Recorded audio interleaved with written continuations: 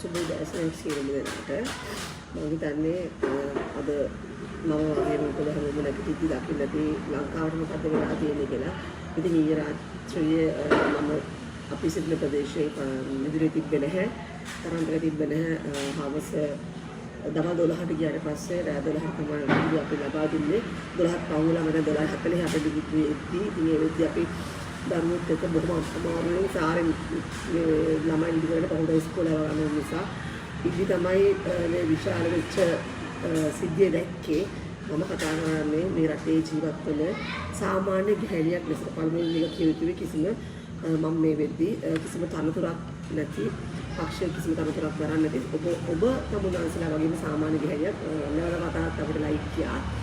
ඉතින් එතකොට මට තියෙනවා කැක්කුමක්. මොකද මම මේ පොළොවේ අඩිය ගහලා ජීවත් වෙන රස්සාවක් කරගෙන දරුවන් බලාගෙන ඉන්න අම්මා කෙනෙක්. ඉතින් ඒක නිසා මේ වෙලාවට ඉතින් මොකද්ද කියලා කතා කරන්නත් මේකට ගත යුතු ක්‍රියාමාර්ග කියලා ගන්නත් අපිට අයිතියක් තියෙනවා. මොකද මේ රට අපේ රටයි. ඉතින් ආදරණීය මගේ මාත් එක්ක රැඳෙන ඉන්න පිරිස ඔබ සිවිතුරගෙන් ඉල්ලා සිටින්නේ සහ මගේ ආදරණීය ලක්වාසී සිවිතුරගෙන් ඉල්ලා සිටින්නේ මේ වෙනකන් අපි නිහඬව බලාගෙන සිටියා. එතකොට ඊයේ රාත්‍රියේ මිරිහානේදී සිදු වුණේ මේ කම්පා වුණේ මේ කුපිත වුණේ මේ ලංකාවේ මිනිස්සුන්ගේ තියෙන ගින්දර ටික මේ එළියට පැන්නේ. දැන් අද මේ වෙද්දි මේ දැනට විනාඩි 15කට විතර කලින් බ්‍රේකින් නිවුස් එකක් ගියා. එම ක්‍රියාවලියත් එක්ක මේ සිදුවෙච්ච විරෝධතාවයත් සමගම මේක සිදු කළේ අන්තවාදීන් පිරිසක් කියන දේ දැන් මොවුන් ඉස්මතු කරන්න සූදානම් වෙලා තියෙනවා. ඉතින් ඇත්තම කියනවා නම් මේව තමයි මේ රාජපක්ෂලාගේ තියෙන හැමදාම කරන නටපු නාටක ටික. දැන් අද බලනවා මේක කියලා මේ මිනිස්සුගේ ආය ජාතිවාදී අවුස්සන්න. මුන් ඔක්කොම මේ පාලනය ගත්තේ මේ ජාතිවාදී සහ ආගම්වාදී අවුස්සලා. එතකොට මේක තනි බෞද්ධ ආගමික රටක් කියලා මේක පැහැදිලි කරලා මේ විදිහට ජනතාව මම්මුලාවට කරන ඡන්දයෙන් මේගොල්ලෝ ආවේ මේ විදිහට. එතකොට ඒකට ඇඩගැහිච්ච එක්තරා ස්වාමීන් වහන්සේලා පිරිසක් සිටියා. ඉතින් අද මොහුන් පෙයින්නවත් මම ඉල්ලා සිටින මොහුන්ගෙන් පුළුවන් නම් ගමකට වහින්න ගමකට එන්න ටවුන් එකට එන්න ඇවිල්ලා කතා කරන්න පෙර පරිදි කතා කරන්න වහන්සේලාට අත්විඳ ඉරණම මොකද වහන්සේලවත් දන්නේ පොතපත වල ඉර නැතුව ඇති ඔබ වහන්සේලාට මොන වගේ ඉරණමක් අත්විඳ කියලා ජනතාව එතරම් මේ මිනිස්සු වේදනාකාරී වෙලා තියෙන මොකද දැන් මේක අන්තවාදී ක්‍රියාවක් කියලා ප්‍රචාරණකාරී ක්‍රියාවක් කියලා මේක පෙන්වන්න උත්සාහ කරනවා. ඉතින් අනිවාර්යයෙන්ම කියන්නේ බස් රථයක් ගිහින් තිබ්බා අපි ප්‍රචාරණකාරී ක්‍රියාව අනුමත කරන්නේ. නමුත් මිනිස්සුගේ තියෙන වේදනාව කොහෙන් හරි පහව යනවා. ඉතින් මේ බස් රථයේ ඇත්ත සමහරව දාලා තියෙන ඇයි මේ රජයේ දේපලට හානි කරන ඇත්ත රජයේ දේපල තමයි. නමුත් මිනිස්සුන් බලන්න ඕනේ මීට වැඩි රජයේ දේපලක් කන මුංග තියාගන්නවාද මේ බස් රථයේ අපිට වටින්නේ කියලා. නම් ඒක නිසා සියලු දෙනාගම ඉල්ලා සිටිනවා ප්‍රචාරණකාරී විදිහට හැසිරෙන්න නැතිවොත් තමන්ගේ ආවේගය කොහෙන් හරි පිට කරනවා. නමුත් මම ඒක අනුමත කරන්නේ නැහැ. නමුත් ඒ ක්‍රියාව වැරදි ක්‍රියාවක් විදිහට සමාජ මාධ්‍ය ජාල ඔස්සේ ගෙනියන්න එපා ආදරණීය මිත්‍රෝනි. මොකද ඔවුන්ගේ තිබ්බ වේදනාව කඳුල අම්මලා හිටියත් පුංචි දරුවෝ කීරි දරුවෝ වඩාගෙන ඔළුවට තොප්පිය දාන පාන්දර 12ට එකට කිසිම අම්මෙක් එළියට වහින්න කැමති නැහැ. මේ වගේ කිරි දරුවෝ අරගෙන කොහෙන් පහරක් වදීද තමගේ දරුවන්ව වඩාගෙන දුවන්නේ කොහොමද? නමුත් ඒ අම්මලාට අපි ජාතිය උපහාරය මම ඇතුළේ සියලු මවුරු පිළිනම් වුණා. මොකද ආදරණීය අම්මලාගේ වේදනාව හම්බගෙන ඉන්න බැරි නිසා තමයි මගේ දරුවා තුරුන් කරගෙන පාරට බැස්ස ඇත්ත මැස් වලට කඳුළු වගේ දේවල් මේ ලංකාවේ දකිද්දි අද එහෙම අම්මලා පාරට බහිද්දි රාජපක්ෂ ගෙදර අම්මලා ටික එකතුලා සැප විඳගෙන තමගේ දරුවන් තුරුන් කරගෙන ජීවත් වෙනවා. අද මේකද බලාපොරොත්තු වෙන්නේ අඩුම තරමේ ජනාධිපතිගේ ආර්යාවක් ඉන්නවා. එතකොට අගමැතිතුමාගේ ආර්යාවක් ඉන්නවා. ඕට ආදායම කියලා කතා කරන්න අපිට කට කියන්න ඉන්න බැරුවට නෙමෙයි. ඔවුන්ට ගෞරව නාමයෙන් දීලා තියෙන්නේ අපි වගේ ගැහණියන්ට. ඔවුන්ට මේ ගෞරව නාමයෙන් ආමන්ත්‍රණය කරන්නේ මිනිස්සු. ඇයි? ඔවුන්ගෙන් අපි මේ වගේ දා බලාපොරොත්තු වෙන්නේ. ඉතින් ඔබලා ගැහණු. එතකොට නාම රාජපක්ෂ, රෝෂිත රාජපක්ෂ, රෝහිත රාජපක්ෂ ඔබලාගේ කාන්තාවන් ඉන්නවා. එතකොට ඔබලාගේ විවාහක ඔබලාගේ මව්වරු අම්මලා ඉන්නවා. එතකොට ඇයි මොහොත මේක පහදලා දෙන්න බැරි? ඇයි ඔබගේ දරුවන්ට විතරද කිරිපවන්න හොඳ? අපේ දරුවන්ට කිරිපවන්න බැයිද? අපේ ළමයිට බත් ටිකක් කන්න දෙන්න බැයිද? අපේ දරුවෝ ඉස්කෝලේ ගෙනියන්න වාහන නැවලට තෙල් ටිකක් ගහ ගන්න බැයිද අපිට? ඔබලගේ දරුවෝ විතර සැප විඳින්න ඕනේ. ඉතින් ඒක නිසා සියලුම ජනතාවගෙන් ඉල්ලා සිටින්නේ අපි මේ ක්‍රියාවලිය ඊයේ පටන් ගත්තා. ඒක ඇත්තට මට දැනගත්තේ බොහොම මමත් එකපාරටම මොකද්ද මේ සද්දයක් එක්ක යන්නේ කියලා Facebook එකේ. එතකොට ඇත්තටම පහසුකම සහ තිබ්බනම් අපිත් ඒ වෙලාවේ එම ස්ථානයට යනවා. දැන් මේ වෙදි බොහොම කතා ගොඩක් මවනවා. සමහරට මේ තුන්වෙනිදා මම කලින් කිව්වා වගේ දේශපාලන වශයෙන් කිසිම සම්බන්ධතාවයක් නැති අපි වගේ ජනතාවට එළියට බහින්න පුළුවන්. ඇත්තට මේක පක්ෂයක් විසින් සංවිධානය කරන්න එපා කියලා කියන්නේ මුළු ජනතාව ඔක්කොම මෙතන එකට එකතු වෙන්න අවශ්‍යතාවයක් තියෙන නිසා ඒක සාධාරණයි. කිසිම සංවිධායකවරයෙක්ට ඒ වගේම කිසිම දේශපාලකයෙකුට එළියට බහින්න එපා කියනවා. නමුත් ඔබලාගේ ගෙදර සහ ඔබලාට පුළුවන් ඔබලාගේ සිටින සියලු දෙනාම එළියට බස්සලා පාරට බස්සන්න පුළුවන්. මිනිස්සුන්ගේ මේ එන එක වළක්වන්න සමහරට අද වෙද්දි මේ වෙද්දි අනිද්දාට හදිසි නීතියක් මේ රටේ ක්‍රියාත්මක වෙන්න පුළුවන්. මොකද ඒ තරම් මේ රාජපක්ෂලාගේ ඔළුව පාවිච්චි කරනවා. මොකද බුදුන් වැඩි දේශයට බොරු කරපු දේ සාපේ තමයි මේ වදින්නේ. නයි පෙන්නලා එතකොට ස්වාමීන් වහන්සේලා ඇවිල්ලා මේ නයි මෙහෙන් ආවා කියලා පෙන්න නාගලෝකෙන් ආපු නයි පෙන්නපු සාපේ.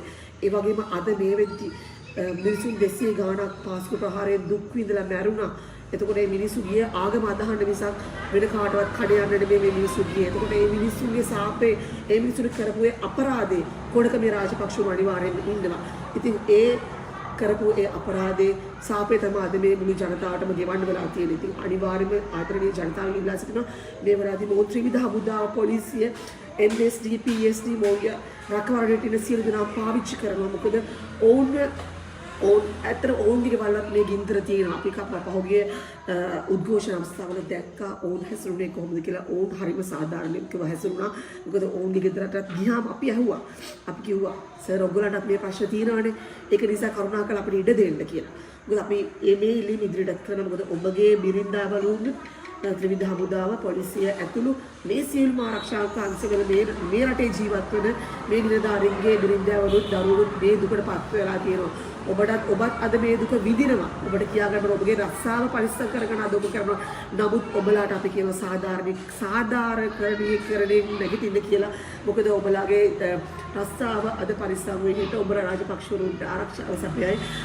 MST PSD එතකොට ඉන්න නිලධාරි මහත්වරු නමුත් ආණ්ඩු මාරුනම ඔබලාව පයින් ගහලා එළවන මේ මිනිස්සු අන්න ඒ වගේ රචනයක් මේගොල්ලෝ හදලා තියෙන අන්න ඒ වගේ පාලනයේ රාජපක්ෂවරුන්ට තියෙන්නේ අද මේ අපේ දිවුලපිටිය මම ජීවත් වෙන ගම්පහ දිස්ත්‍රික්කයේ පොහොට්ටුවේ පත්වෙච්ච බොහොමත්ම නැති ඇමතිවරු ඉන්නවා. ඉතින් අද ඔවුන්ගේ පාලනය තියෙනවා. ඔවුන්ට තෙල් ගහන්න පුළුවන්, ඔවුන්ට පාර යන්න පුළුවන්, ඔවුන්ට හැමදේම කරන්න පුළුවන්.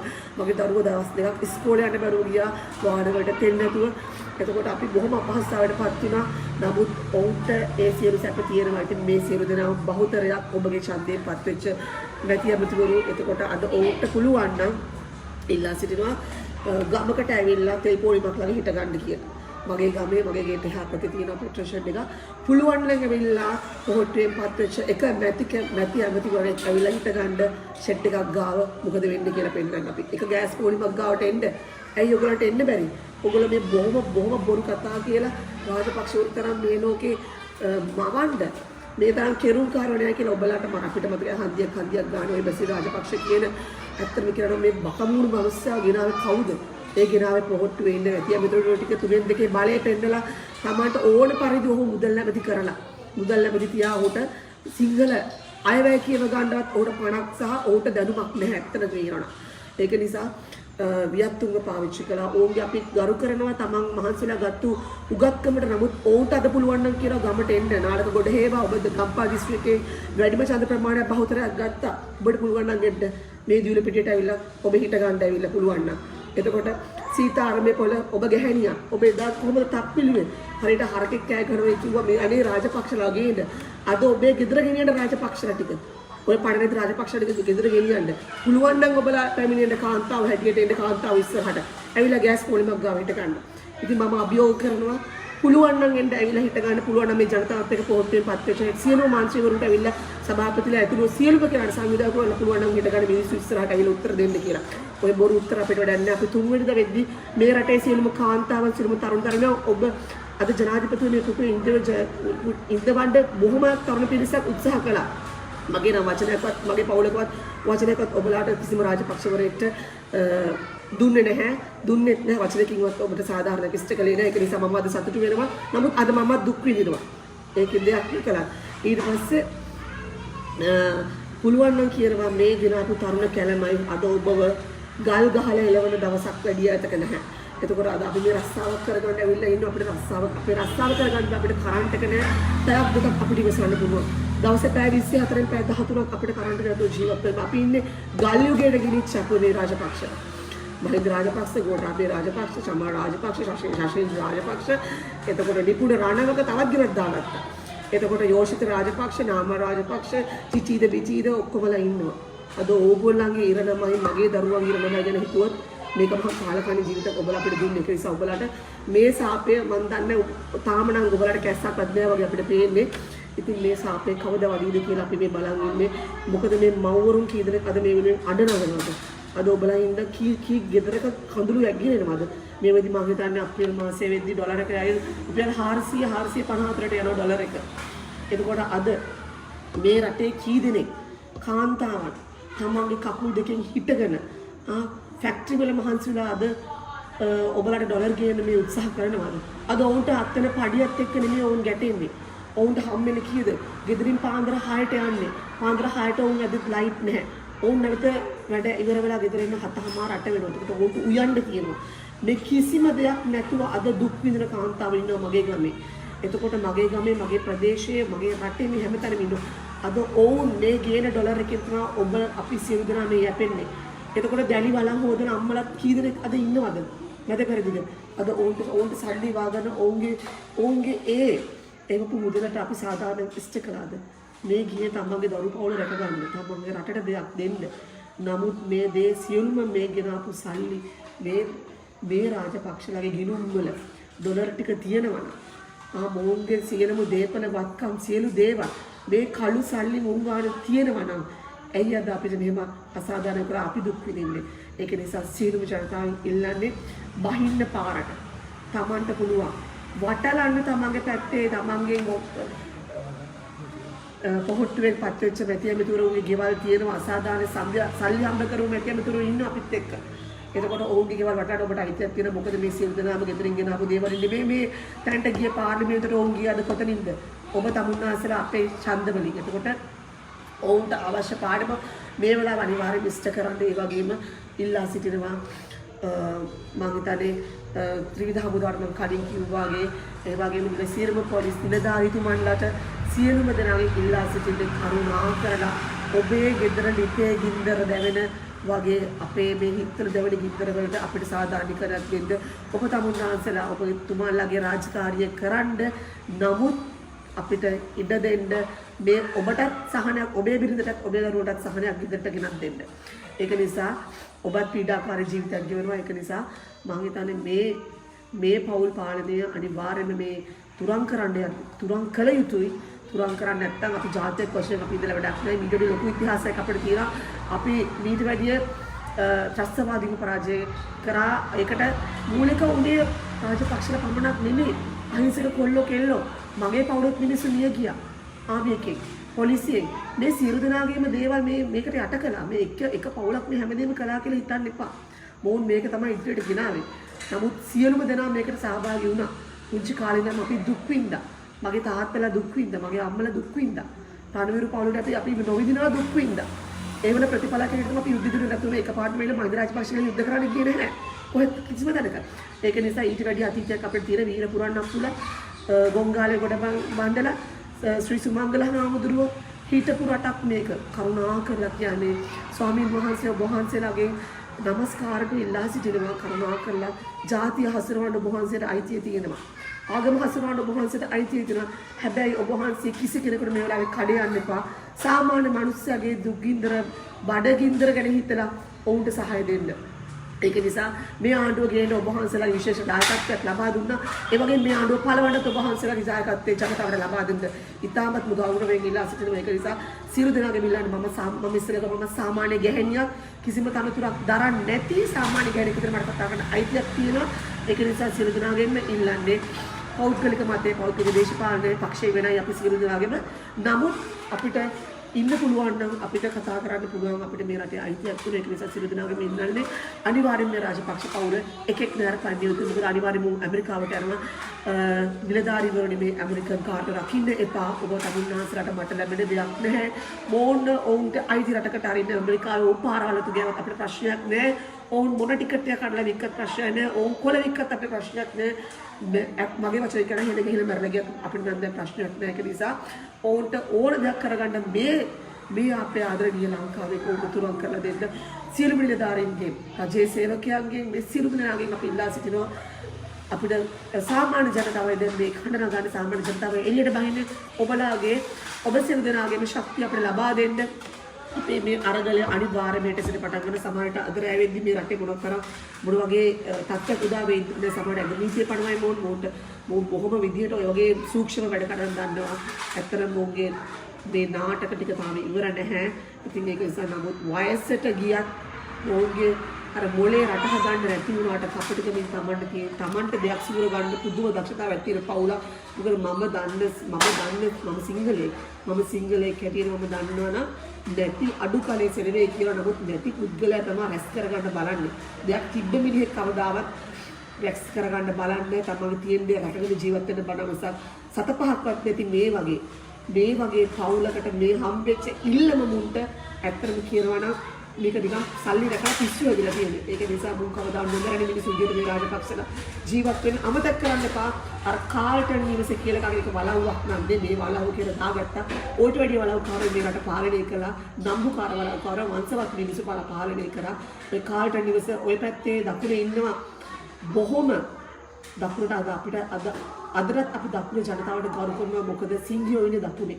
ඒක නිසා ඔබලාගේ ඉල්ලා සිටිනවා ආදරණීය අයියා කෙනාගේ මල්ලියේ දකුණේ කොල්ලෝ ටික ඉන්නවනම් නැගිටින්න හොඳම වෙලාව අපි එනවා ඔයගොල්ලොත් එක්ක රටේ ඕනම තැනකට ඇත්තම කියනවා ඉස්සරහ කියලා පුළුවන් ඕනම තැනකට අපිට එන්න පුළුවන් කියලා දැන් නම් දීසර් ප්‍රශ්න දෙනවා පයින් වගේ අපි ඇවිදගෙන එනවා දකුණේ ඔබ ලූසියේ තියෙන වෙලාව දැන් මේ තියෙන්නේ මොකද දකුණේ කන්න පටන් ගත්ත කන්නට ඇවිල්ලා උතුරට අපි ගෙනියන්න දෙන්නේ නැහැ ආදරණීය නංගි මල්ලි ඒක නිසා ආදරෙන් ඉන්නවා දකුණේ ජනතාවගෙන් ඔබේ ප්‍රදේශයෙන් නැග්ග මේ කම්බවරු ටික පන්නන්න ඔබලත් එකතු වෙන්න අපි ඉන්න ඔබලා සමග සියලුම තරුණයෝ ටික මේවල එකතු වෙලා ඉන්න සියලුම මව්වරුන් ටික එකතු වෙලා ඉන්න ඒක නිසා සියලු දෙනාගම ඉල්ලන්නේ අතාරින්න එපා මේ අපි පටන් ගත්ත ගේම කොහොම හරි මේක ඉවර කරනවා අනිවාර්යයෙන්ම ඕන පන්නලා ඉවර කරනවා පන්නලා දාන්න ඔබ සියලු දෙනාම ශක්තිය අපිට ලබා දෙන්න මොකද මේ ජීවිතේ අපිට තවත් දුක් විඳින්න බෑ අපි ගොඩක් මහන්සි වෙනවා මේ ඊය රැ ඉඳන් ඇහැරලා ඉන්නේ අපිට නිින්දක් නැහැ එතකොට අපි උදේ රස්සාවට වල දැන් අපිට ලයිට් කැපුවා.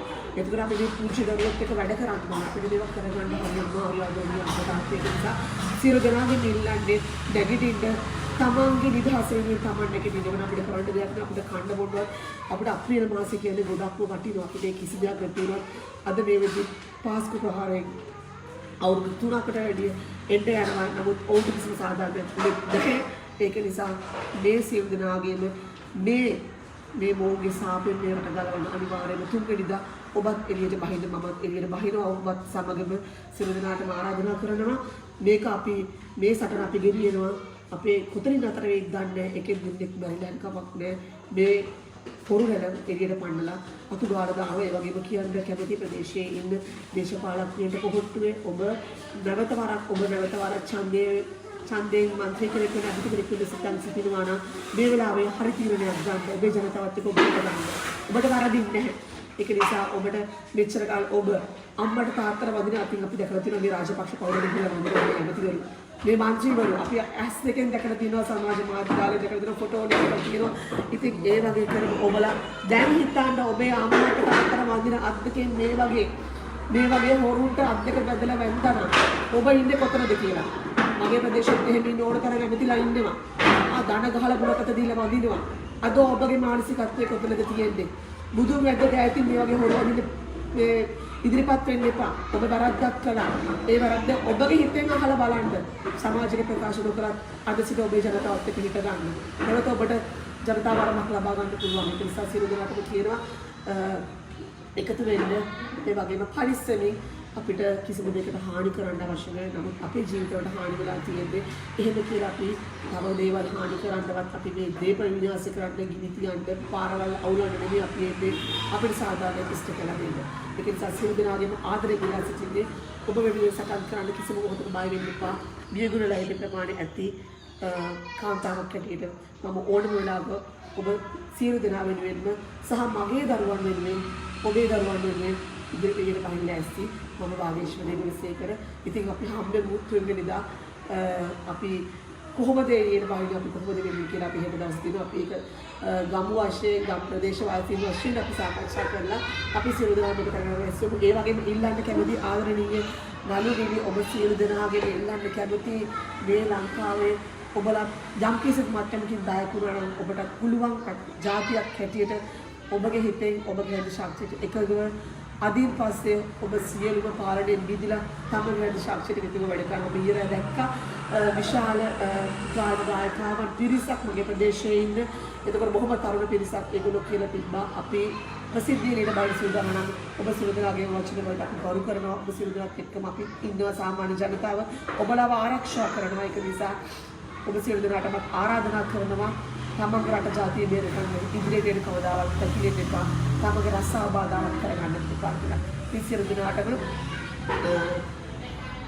බොහොම මේ දවස් දෙක තුන හොඳින් ඉඳ ලැබෙනවා කියලා ප්‍රාර්ථනා කරනවා. කරන්න දෙයක් නැහැ. සතුටින් ඉඳ කියලා කියන්න බෑ. මොකද ඔබත් සතුටින් ඉන්නේ මමත් සතුටින් ඉන්නේ. ඒක නිසා සියලු දෙනාගේම ඉන්නනේ පරිස්සමෙන් ඉන්න.